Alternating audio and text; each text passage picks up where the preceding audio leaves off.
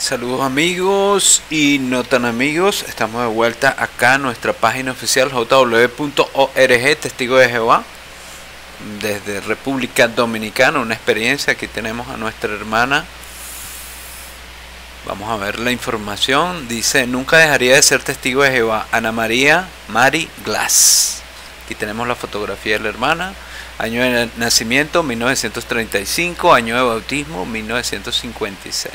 Otros datos: de joven era una católica muy devota que luego aprendió la verdad de la Biblia y soportó con valentía la oposición de su familia, la iglesia y el Estado. Yo era muy religiosa y participaba en muchas actividades de la iglesia católica, cantaba en el coro e iba con los sacerdotes a los retiros espirituales donde oficiaba misa.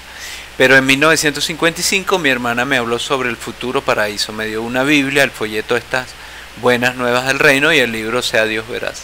Me encantaron, así que le pregunté al sacerdote si estaba bien que leyera la Biblia. Él me dijo que me volvería loca, pero de todos modos me decidí a leerla. Después que me mudé a vivir con mis abuelos en Boca Chica, un sacerdote me preguntó por qué no iba a la iglesia. Le expliqué que me había dado cuenta de que muchas doctrinas que se enseñan en la iglesia no están basadas en la Biblia. Pero el sacerdote me gritó enfurecido: óigame bien, señorita, usted es una oveja que se ha descarriado de mi rebaño. No, le contesté, usted es el que se ha descarriado del rebaño de Jehová, porque las ovejas pertenecen a Jehová y no a ningún hombre. Nunca más volví a la iglesia. Me fui a vivir con mi hermana y me bauticé apenas 6 meses después de haber oído la verdad por primera vez. De inmediato comencé el precursorado regular. Un año más tarde me casé con Enrique Glass, que era superintendente del circuito. En cierta ocasión en la que estábamos predicando en un parque de la Romana, la policía arrestó a Enrique. Cuando vi que se lo llevaban, fui tras ellos diciéndole: yo también soy testigo de Jehová y también estaba predicando. ¿Por qué no me llevan a mí también? Pero no me hicieron caso. Enrique ya había cumplido condena por un total de 7 años y medio. Esta vez lo sentenciaron a 20 meses de cárcel. Yo lo iba a ver todos los domingos. En una de mis visitas, un capitán de la prisión me preguntó: ¿por qué está usted aquí? Mi esposo está preso por ser testigo de Jehová, le expliqué. Usted es joven y tiene vida por delante. ¿Por qué pierde su tiempo con estos testigos de Jehová? Yo también soy testigo de Jehová, aunque me mataran y resucitaran 7 veces, nunca dejaría de ser testigo de Jehová. No quiso seguir escuchándome y me ordenó que me marchara. Después que se levantaron las prohibiciones, pude acompañar a Enrique en la labor de superintendente viajante varios años. Enrique se durmió en la muerte el 8 de marzo del 2008. Yo sigo siendo precursora regular. ¿Qué le parece la experiencia de nuestra hermana? ¿Seguirá con vida? Bueno, esperemos en Jehová que sí. Y aún si se durmió en la muerte, pues la esperamos de vuelta en la resurrección. Gracias a la promesa que nos da Jehová y el sacrificio de su Hijo amado Jesucristo. Bueno, hoy vamos a ver estos católicos de lo que son capaces, ¿no? ¿Usted cree que la iglesia católica es santa, pura y virginal? Pues aquí le vamos a demostrar que no. Aquí vamos a mostrar todo lo que la apostasía virtual esconde de su organización piloto, ¿no? La que los controla a ellos como marionetas. Ellos son las marionetas sin hilos de la iglesia católica y las iglesias protestantes. Recordemos que las iglesias protestantes son más de lo mismo que la iglesia católica. Son mafias de la misma calaña.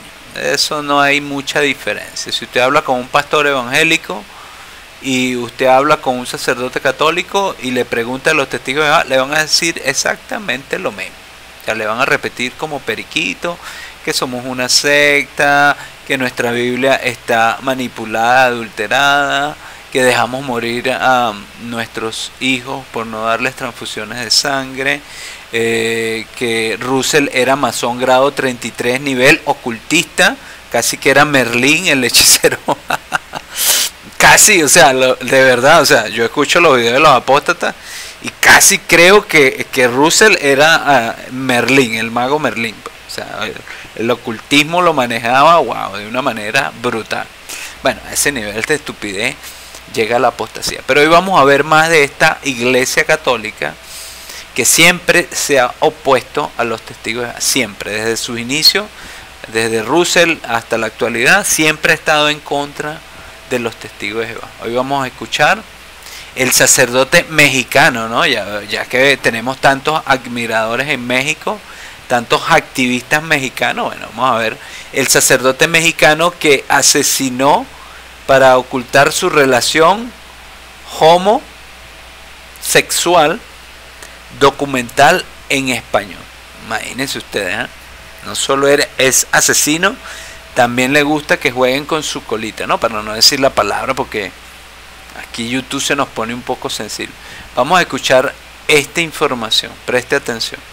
Padre Francisco Bautista trataba de convencer a sus feligreses de la necesidad de perdonar al causante del fallecimiento violento del diácono Leonardo Avendaño, con quien el sacerdote tenía un fuerte vínculo. Este caso estremeció a México, a la Iglesia Católica de ese país y a la feligresía, que no podía entender quién tendría motivos para quitarle la vida al joven diácono, y mucho menos admitía que el principal y único sospechoso fuera el cura, que llevaba más de 20 años de ejercicio sacerdotal. Esta es una historia estremecedora de un ataque fatal cuyo móvil nunca quedó totalmente claro. Te invitamos a seguir con nosotros hasta el final de esta interesante trama. Todos los días convivimos con la maldad. Somos testigos de la parte más oscura del comportamiento humano. El sufrimiento provocado por un individuo a otros es algo latente en nuestra sociedad. En Investigadores Criminales nos adentraremos en ese lado oscuro de la humanidad. Traeremos a la pantalla los más perversos crímenes y trataremos de entrar en la mente de esos seres que cometen los más terribles actos. Yo soy León y el día de hoy te traigo otro caso más. El caso del padre Francisco Javier Bautista Ábalos. Este caso nos lleva hasta la colonia Miguel Hidalgo, en el municipio Tlalpan de Ciudad de México. Allí, durante más de 15 años, el padre Francisco Javier Bautista Ábalos fue el párroco de la iglesia Cristo Salvador. Compartía con los feligreses que asistían con convicción y fe cristiana a diferentes actividades promovidas por la iglesia.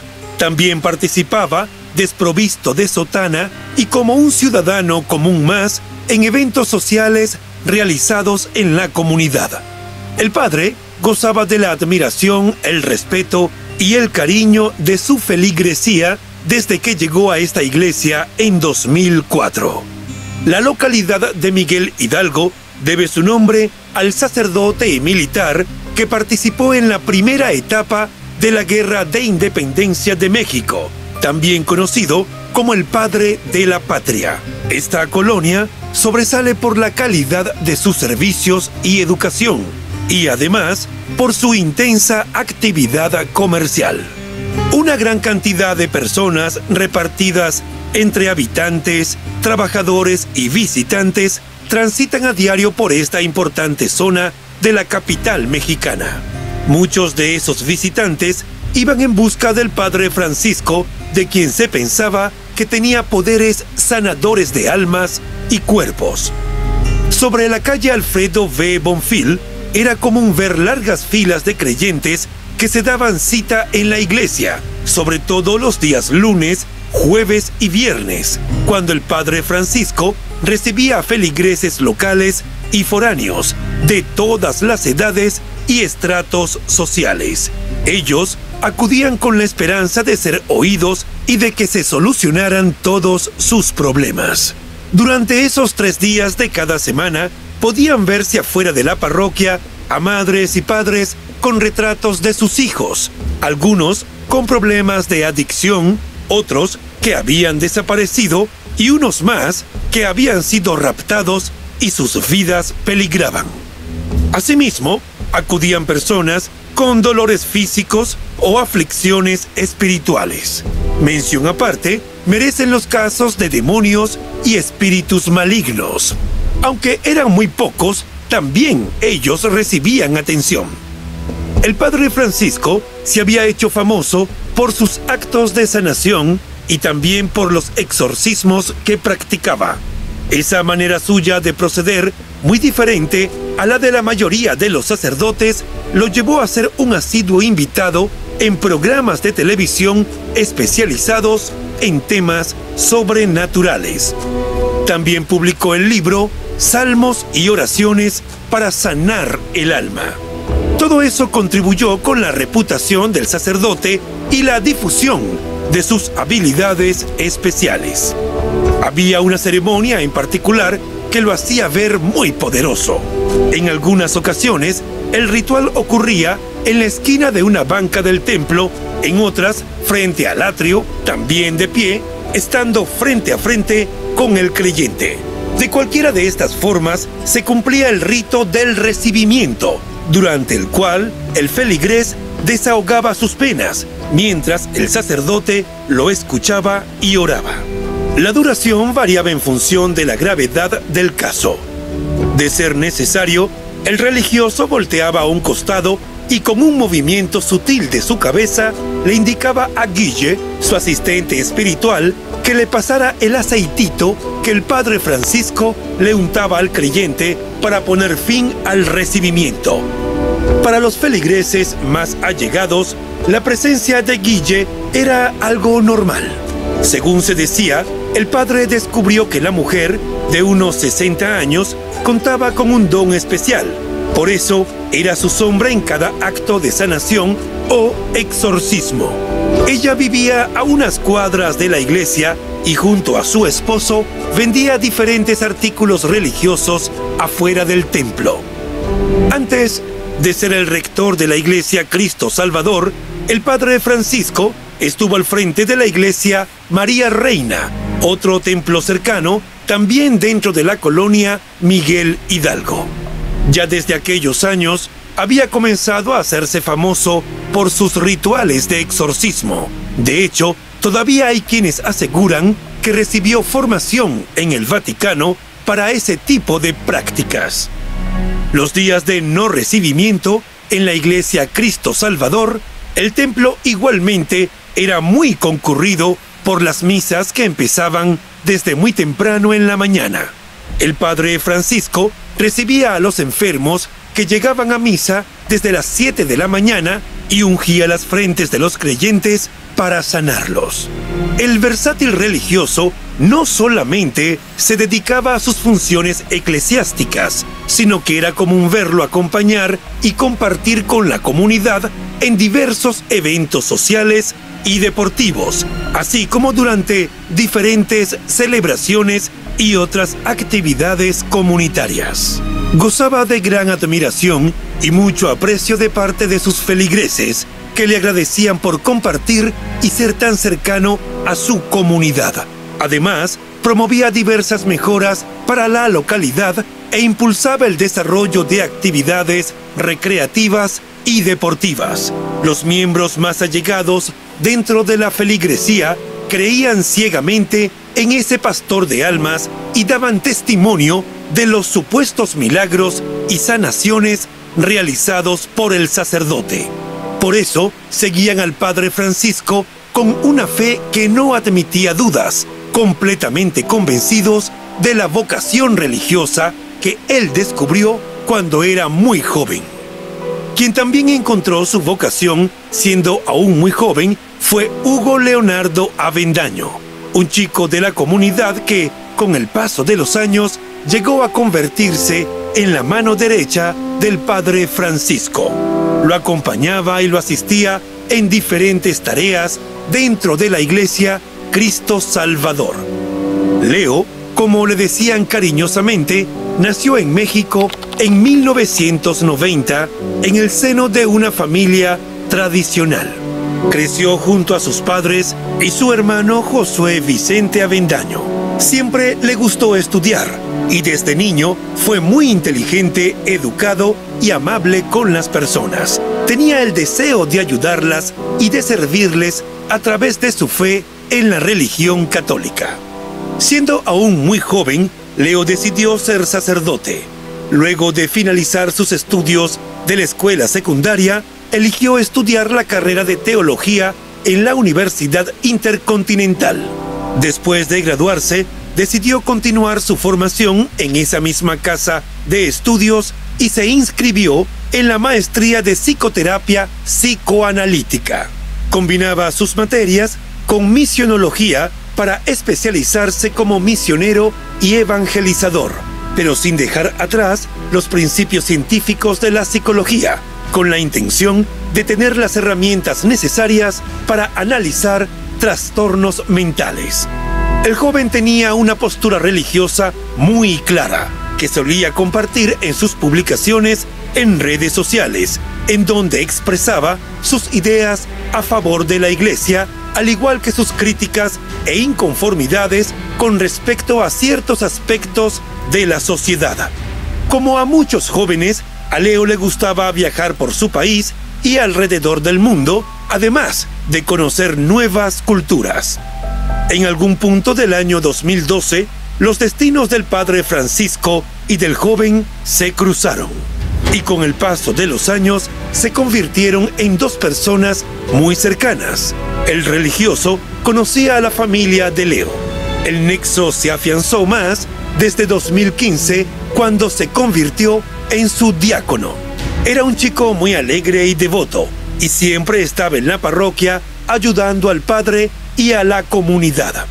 Dada la cercanía y la estrecha relación entre el padre Francisco y Leo, se convirtió en una práctica usual que ellos agendaran diferentes encuentros en horas de la noche, y en muchas ocasiones esas reuniones se extendían hasta la madrugada, e incluso las primeras horas de la mañana siguiente, momento en el que cada uno retomaba su agenda personal. Angustia, temor y tristeza en la comunidad. La última vez que Josué supo algo de su hermano Leo fue el martes 11 de junio de 2019. Como ya era costumbre, el joven diácono y el padre Francisco se reunirían esa noche para trabajar en algunos asuntos de la iglesia. El joven vestía un pantalón azul, una camisa clara y zapatos negros. La mañana del miércoles 12 de junio, Josué se preocupó un poco cuando trató de comunicarse con Leo y no logró hablar con él. Tampoco había regresado a su casa. Después, Josué recibió una llamada que aumentó más su angustia. El padre Francisco lo contactó para comentarle que el joven diácono no se había presentado en la iglesia a pesar de lo que habían acordado. Por esa época, reinaba mucha incertidumbre en la localidad. Las personas tenían miedo, y es que para mediados de ese 2019, las cifras de violencia en la capital mexicana eran realmente alarmantes. Las autoridades habían registrado cerca de 700 víctimas de homicidio, casi 30 raptos y más de una decena de feminicidios. A las preocupantes estadísticas se sumó el impacto profundo que tuvo en la opinión pública el caso de Aide Mendoza y de Norberto Ronquillo, dos estudiantes a quienes les arrebataron la vida en extrañas circunstancias. Para ese momento, las autoridades no habían mostrado avances verdaderamente sólidos para aclarar lo sucedido y atrapar a los responsables. En medio de este clima de mucha incertidumbre, Josué decidió acudir a la fiscalía y denunciar la desaparición de su hermano. Fue atendido en la oficina especializada en búsqueda, localización e investigación de personas desaparecidas, donde relató que Leo iría a la iglesia Cristo Salvador el día anterior, cerca de las 11 de la noche. Especificó que hasta ese momento ni él ni el resto de la familia sabían dónde estaba el joven diácono. De acuerdo con las declaraciones de Josué ante las autoridades, su hermano iba a verse con el sacerdote de la parroquia. Para facilitar la búsqueda, las autoridades le pidieron que les dijera cuál era el recorrido que regularmente hacía Leo. De manera detallada, Josué les contó que normalmente hacía la ruta desde su casa en la colonia Aculco, en Iztapalapa, recorriendo el eje 3 y luego el circuito interior hasta la salida del municipio de Tlalpan. Por último, se incorporaba al viaducto que lo conducía a la avenida Insurgentes y de allí hasta la iglesia Cristo Salvador. La información sobre el recorrido que acostumbraba hacer Leo fue el punto de partida para las investigaciones oficiales que esperaban hallar en algún punto de la ruta alguna pista sobre su paradero. Finalmente, Josué declaró que su hermano le había enviado un mensaje a un amigo la noche del 11 de junio y le comentó que se reuniría con el padre Francisco en la iglesia y se quedaría a dormir en su casa. Mientras Josué rendía su declaración en la fiscalía, esa misma mañana del miércoles 12 de junio, la Secretaría de Seguridad Ciudadana recibió un reporte telefónico sobre un automóvil sospechoso que había sido abandonado en un paraje de la colonia Héroes de 1910, en la calle Eucalipto, con camino a la Marina.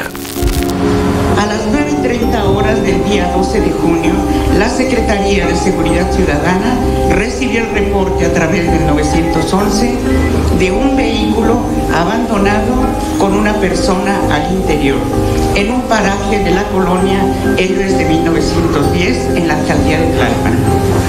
A las 10 de la mañana llegan al lugar elementos de la Secretaría de Seguridad Ciudadana, quienes aprecian el cuerpo de una persona al interior del vehículo y se da aviso inmediatamente al Ministerio Público. Autoridades de la Fiscalía y oficiales de la policía respondieron al llamado y se presentaron en el lugar para iniciar las investigaciones.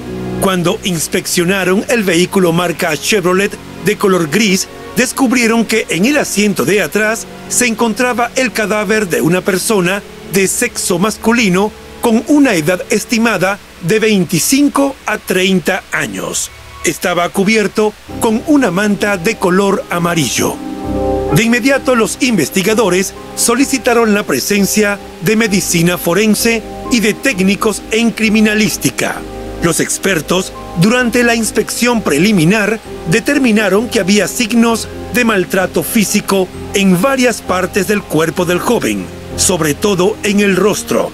Inclusive registraron que, como resultado del ataque violento, había perdido algunas piezas dentales.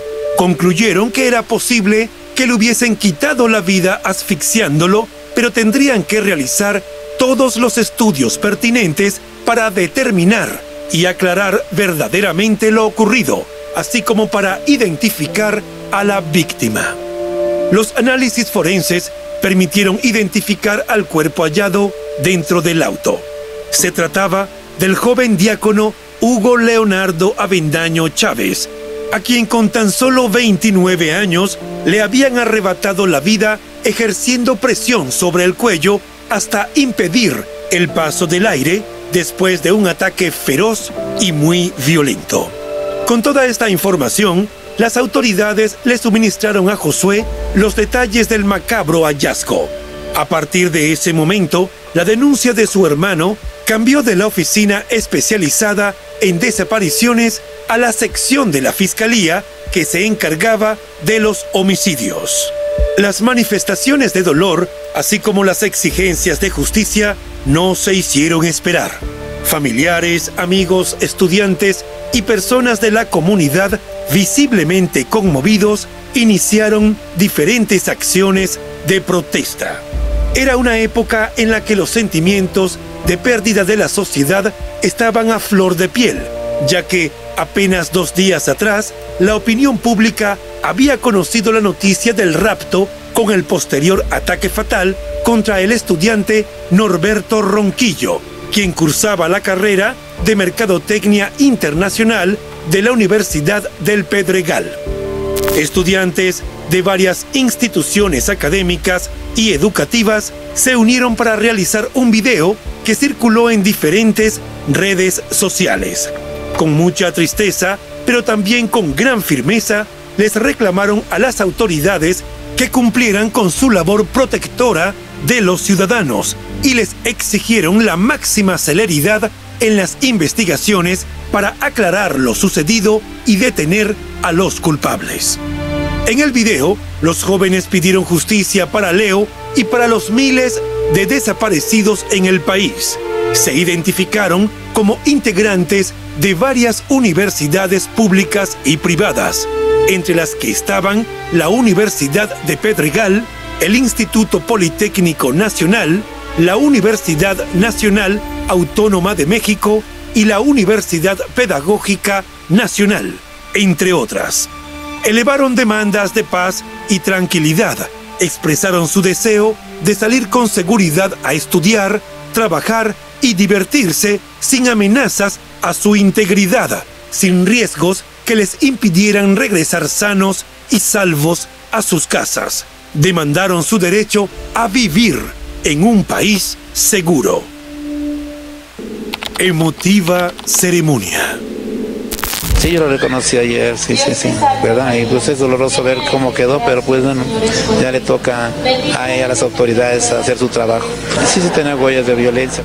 Un día después del hallazgo, el jueves 13 de junio de 2019, el cuerpo de Leo fue trasladado a la iglesia Cristo Salvador, en donde sería velado durante toda la noche. El padre Francisco ofició la misa de cuerpo presente en honor a su diácono y posteriormente ofreció algunas declaraciones a los medios de comunicación. Sí, es una comunidad que está muy conmovida porque pues son cosas que pues se van haciendo ya como cotidianas, ¿verdad? No solamente aquí en lo que es por ser la comunidad de la rectoría, sino que hay secuestros, que hay robos, ¿verdad? Y eso se va intensificando, o sea, no solamente son los dos estudiantes que ahora se están promoviendo en la televisión, sino y los demás que, ¿no? Los papás, los niños, los que están sufriendo todo esto, pues ¿qué pasa, no? ¿Cuánta gente está haciendo? Durante sus declaraciones, el cura se refirió a lo conmovida que estaba la comunidad, no solo por el caso de Leo, sino por otros casos que también habían tenido mucha resonancia en la opinión pública. Lamentó que episodios como los ocurridos se estaban volviendo algo cotidiano: robos, privaciones ilegítimas de la libertad y delitos contra la vida. Todos estos mantenían bajo una constante angustia a los padres, hijos y a la comunidad en general. Esclarezca lo que ocasionó todo esto, lo que ellos prometieron, ¿no? Que hagan su trabajo, pero repito, que también que nos involucren para que pues estas cosas disminuyan, ¿no? A pesar de la difícil circunstancia en la que se esperaba verlo conmovido por perder a su principal colaborador y al más cercano, el sacerdote actuó con total normalidad. Durante sus declaraciones, habló muy tranquilo, con una voz sosegada. Nadie podía imaginarse los oscuros secretos que ese aparentemente apacible y carismático religioso estaba ocultando. Pruebas contundentes y sorpresivas. 3 días después de la misa de despedida de Leo, las autoridades extendieron una orden de aprehensión en contra del padre Francisco. La Fiscalía, así como la Procuraduría General de Investigación de México, tenían pruebas indiscutibles que lo incriminaban. Basado en esos informes, el 16 de junio, el juez de control emitió la orden de captura y 3 días después, el miércoles 19 de junio de 2019, el sacerdote fue detenido y trasladado al reclusorio varonil Oriente, ubicado en Ciudad de México. Las investigaciones realizadas le permitieron a la Procuraduría General obtener varios videos en los que se observaba a Leo en su camioneta llegando a la iglesia Cristo Salvador, un poco después de las 11 de la noche. También quedó registrada la salida a las 3:16 de la madrugada del miércoles 12 de junio. A esa hora, el diácono abandonó la iglesia en compañía del padre Francisco. Las cámaras ubicadas en distintos puntos de la vía pública captaron la camioneta de Leo durante su recorrido, a eso de las 3:26 de la madrugada, desde la iglesia por la carretera Picacho a Jusco hasta llegar al paraje donde finalmente fue localizada en la colonia Héroes de 1910. También quedó registrada la llegada de un segundo vehículo unos minutos más tarde. En el video se apreciaba claramente que el padre Francisco abordó ese auto y abandonó el lugar pasados unos 13 minutos. Por último, un poco después de las 4 de la mañana del miércoles 12 de junio, las cámaras de seguridad captaron el segundo vehículo cuando bajó por la carretera Picacho a Jusco. Por esa ruta se alejaba de la zona donde fue abandonada la camioneta de Leo y donde finalmente fue localizado su cadáver. A las 22 horas, el occiso manda mensaje a una persona cercana a él, avisando que pasará la noche en el domicilio del probable responsable. De acuerdo con las imágenes de las cámaras del C5, el vehículo permanece dentro del domicilio del probable responsable sin moverse desde las 23:04 horas del 11 de junio hasta las 3:16 horas del día 12 de junio, es decir, 4 horas y 12 minutos. A las 3:48 AM, la cámara del C5 capta nuevamente al vehículo con dirección al lugar del hallazgo de la víctima. Según informaron fuentes de la Procuraduría, las autoridades de la Ciudad de México solicitaron la emisión de una alerta migratoria con la finalidad de evitar que el cura pudiera salir del país. Dicha medida se justificaba porque tenían una grabación en donde registraron al sacerdote a bordo de un vehículo que se dirigía al aeropuerto. Nuestro trabajo de investigación de la Procuraduría será riguroso, continuará siendo riguroso, apegado estrictamente a derecho, respetuoso de las garantías y derechos humanos de las víctimas, sus familias y de quienes sean imputados de alguna presunta responsabilidad. Dos pruebas contundentes involucraron aún más al padre Francisco.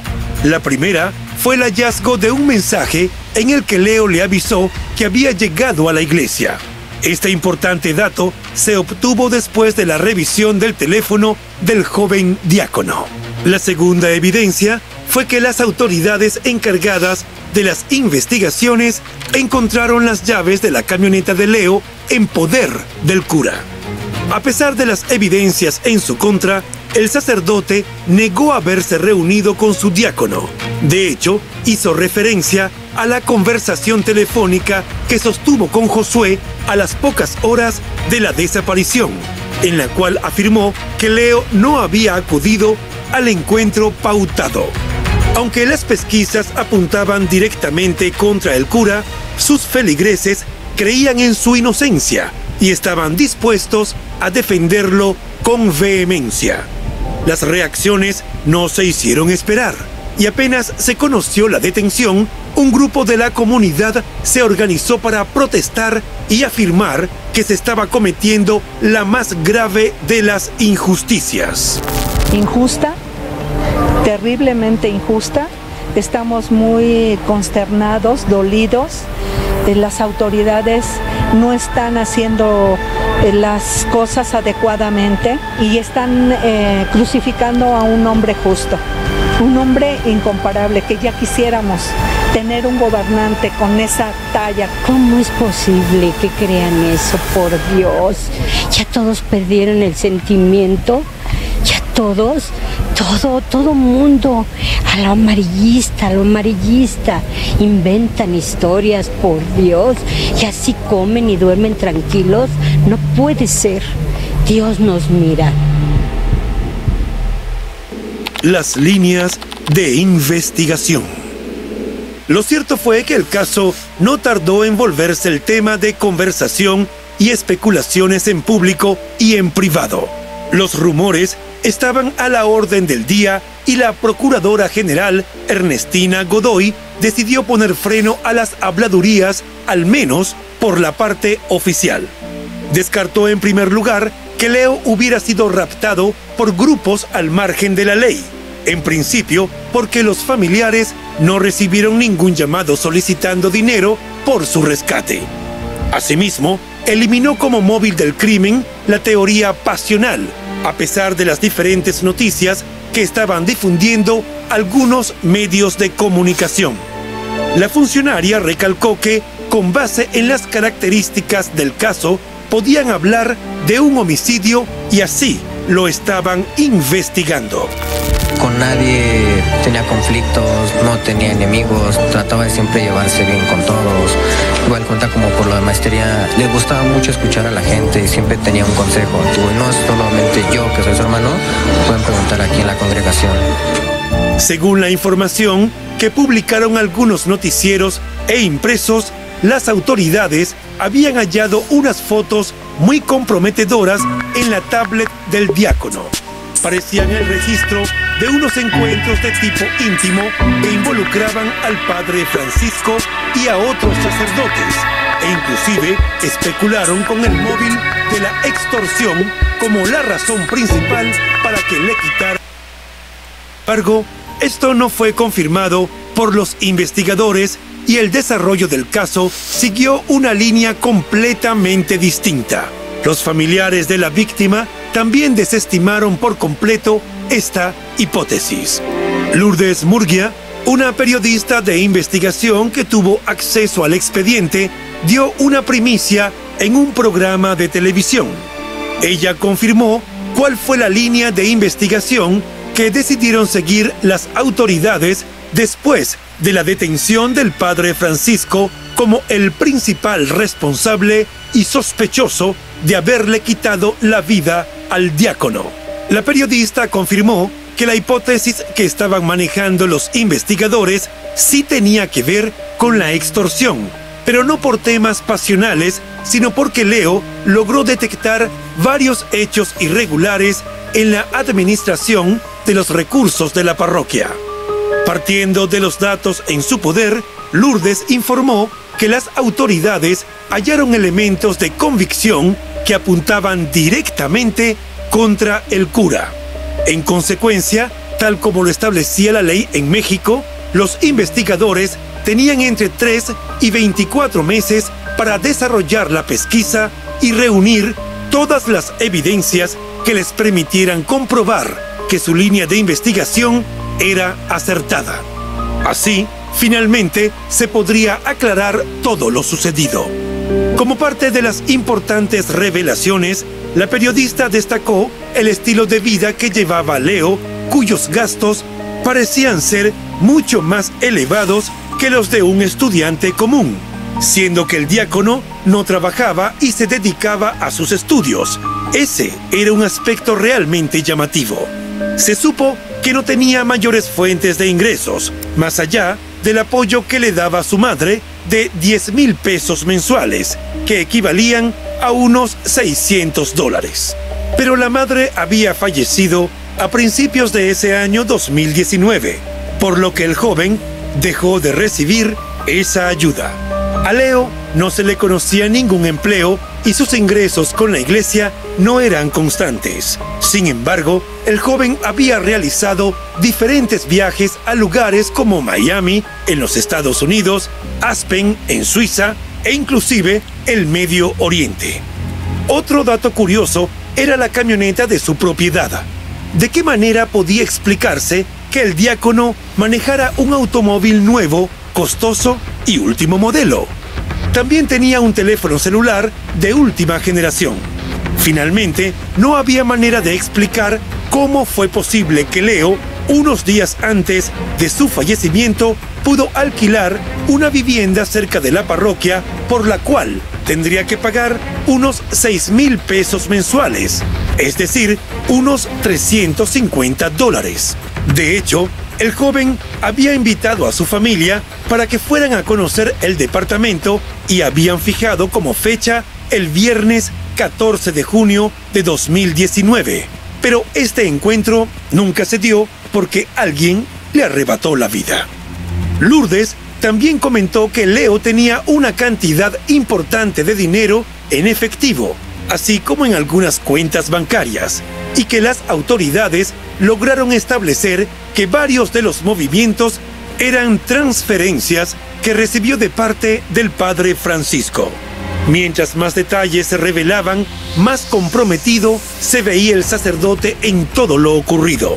Sin embargo, él se mantuvo firme en su postura de inocencia y no aportó ninguna información relevante sobre el estilo de vida que llevaba Leo. Una y otra vez afirmaba que él no tenía nada que ver con la muerte del joven diácono. Así lo confirmó también el padre Hugo Valdemar, ex vocero de la Arquidiócesis de México, quien ofreció su testimonio a los medios después de visitar al padre Francisco en su centro de reclusión. El padre Hugo condenó la actuación de las autoridades y también los acusó de haber manipulado las pruebas. Durante su declaración a los medios, aseguró que a pesar de todo, el padre Francisco estaba tranquilo y que serían los abogados defensores quienes se iban a encargar de presentar las respectivas pruebas de la inocencia del religioso.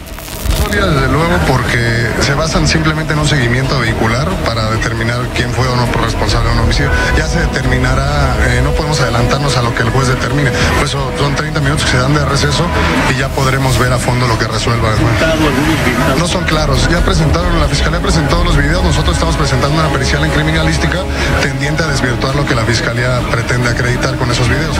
Los abogados del cura, Jorge Cuadra y Jorge Piñuño, también se refirieron a la inocencia del sacerdote y cuestionaron el desarrollo de las investigaciones, pues a su juicio, los videos presentados que lo ubicaban con la víctima en el lugar de los hechos no bastaban para hacerlo responsable de quitarle la vida.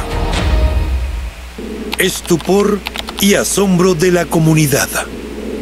Así como los representantes eclesiásticos defendían a capa y espada al cura, la comunidad estaba en esa misma línea de acción. Las muestras de apoyo y solidaridad de los habitantes de Miguel Hidalgo para con el padre Francisco no cesaban. La misma actitud que mostraron desde el mismo momento en el que se enteraron de la detención del sacerdote se mantuvo durante los meses siguientes. Un grupo importante de la comunidad insistía en que era un error de las autoridades y que él no podía haber cometido ese hecho tan abominable. Los defensores del párroco no se quedaban solo con las oraciones o las manifestaciones dentro de la iglesia. Trasladaron su descontento a las calles y en muy poco tiempo se desarrollaron diferentes protestas. Los miembros de la comunidad solicitaban la liberación del padre Francisco con pancartas, cartones y telas. Exhibían mensajes en apoyo al sacerdote, insistían en su inocencia y pedían que lo dejaran en libertad. Una importante manifestación cerró por completo la parte sur de la transitada avenida Insurgente. También se concentraron en la iglesia Cristo Salvador, donde luego de orar estuvieron manifestando a viva voz que el cura era inocente y le exigían a las autoridades que lo dejaran en libertad.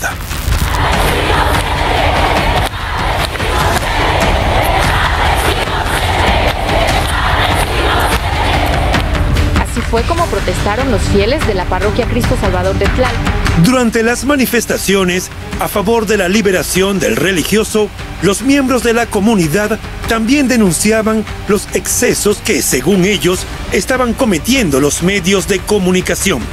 Los acusaban de difundir información falsa sobre el caso además de darle un tratamiento amarillista.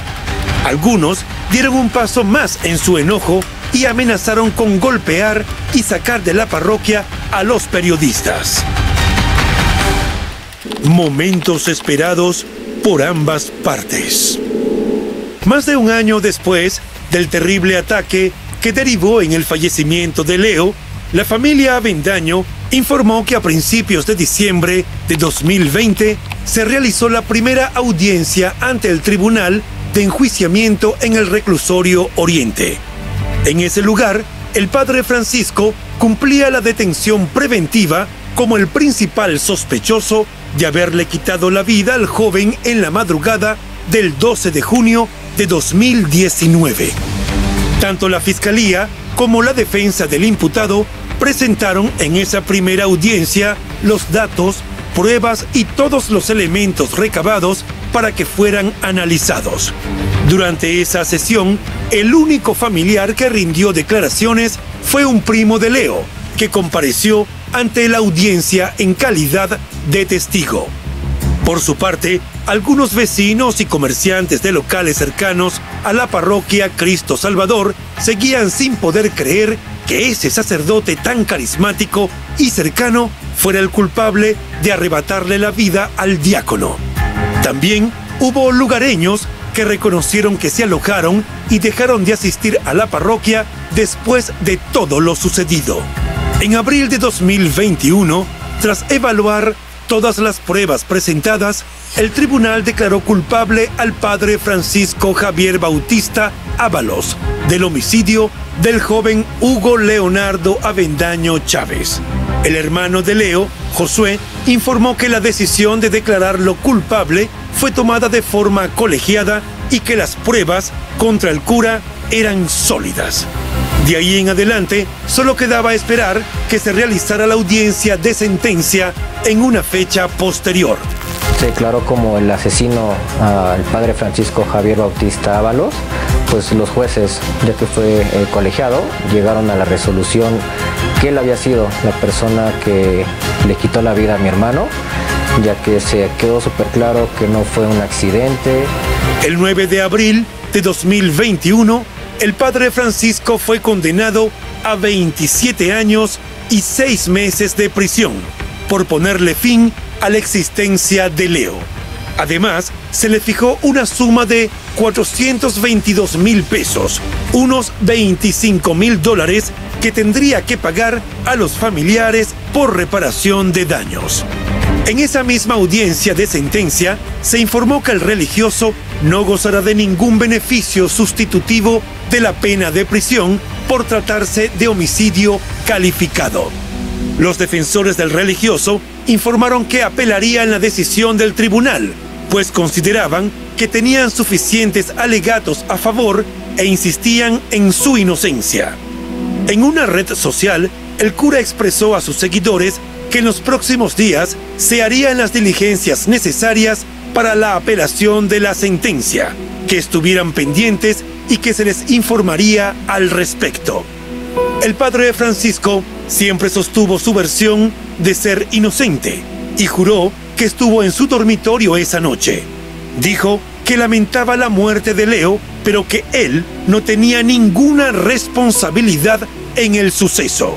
Sin embargo, la geolocalización de su celular lo ubicó en el lugar donde se halló el cadáver del diácono. Y no solo eso, los dos celulares, el suyo y el de Leo, tenían la misma geolocalización durante toda la secuencia de hechos de esa madrugada.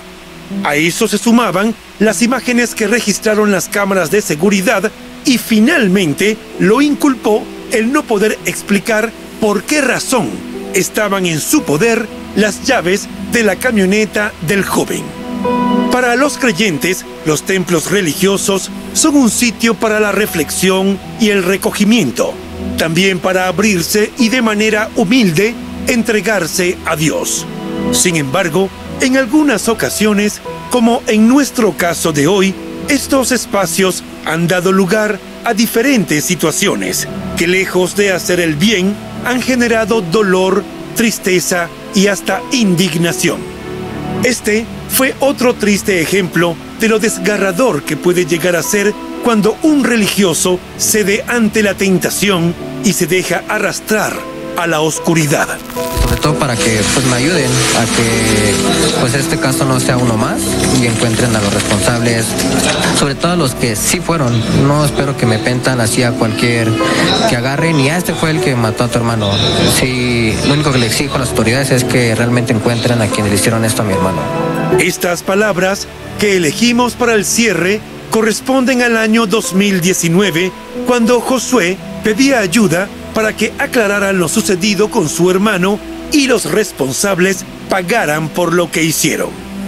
Aunque la justicia respondió en este caso, el dolor de la familia Avendaño es irreparable. Ojalá las instancias responsables puedan actuar de manera efectiva para prevenir este tipo de situaciones y que casos como el de Leo no se repitan nunca más.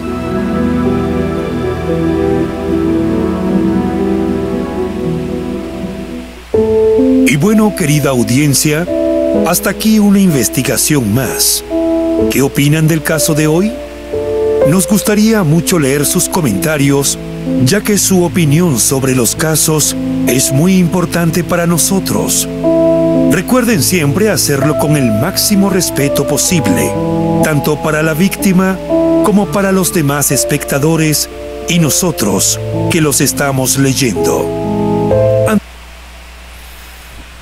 Bueno, ¿qué les parece la información? ¿Qué opina de los católicos idólatras? ¿Cree usted que esta gente es tan santa como dicen? Fíjense que hasta el día de hoy el sacerdote, aunque se comprobó con todas las pesquisas de que fue un asesinato que estuvo involucrado, pues sus ovejitas siguen idolatrándolo y gritando a los cuatro vientos su inocencia.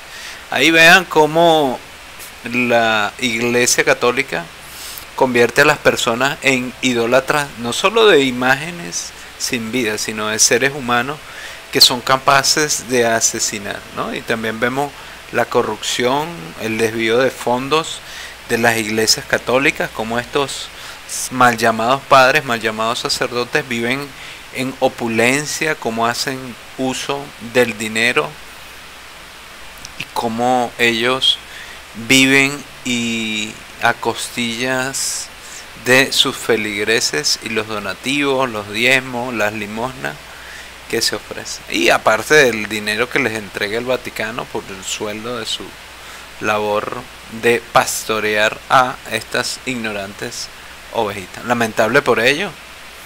Pero esta información no la va a ver usted en los canales activistas, ¿no? La Iglesia Católica es pura, santa y bueno, ahí tiene toda la tontería. Si fuera un testigo de Jehová que hace y comete ese crimen, pues todavía no han terminado el juicio y ya están dando la noticia. No, el asesino, lo asesinaron por homosexual y al amante y robaba del dinero de la congregación y bla bla bla bla bla. Y secta satánica y bla bla bla bla. Bueno, entonces se podría imaginar la cantidad y cantidad de comentarios y de estupideces que esta gente puede esgrimir en un video. ¿Y usted qué le pareció entonces este caso? Y no es el único, o sea, hay muchísimos casos de sacerdotes asesinos, violadores, sacerdotes que se suicidan, y pare usted de contar. No estamos incluyendo los que abusan de niños inocentes, ¿no? Esos también hay a montones, a chorradas. ¿Y usted nunca dejaría de ser testigo de Jehová?